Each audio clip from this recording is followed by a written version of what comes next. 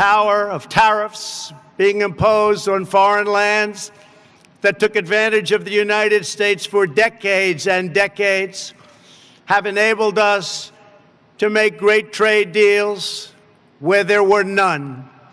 Tens of billions of dollars are now paid to the United States Treasury by these same countries.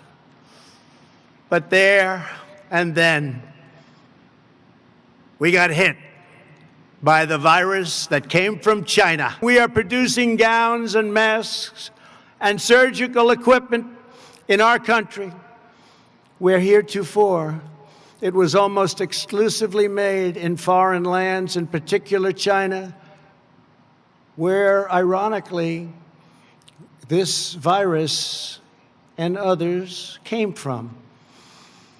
China's secrecy, deceptions, and cover-up allowed it to spread all over the world, 189 countries.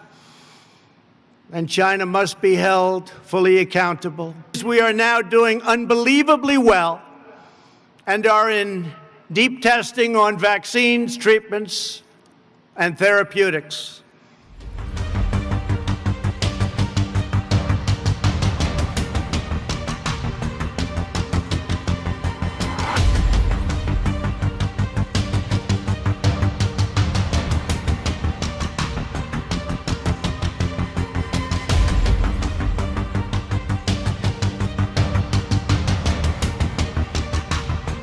Today, the United States Department of State, along with Treasury, Commerce, and DHS, are issuing a business advisory to companies with supply chain links to entities complicit in forced labor and other human rights abuses in Xinjiang and throughout China.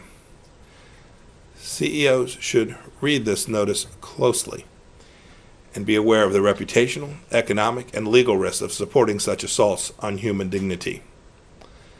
I want to call attention to recent credible and deeply disturbing new reports that the Chinese Communist Party is imposing forced sterilization and abortions on Uyghurs and other minorities in Western China.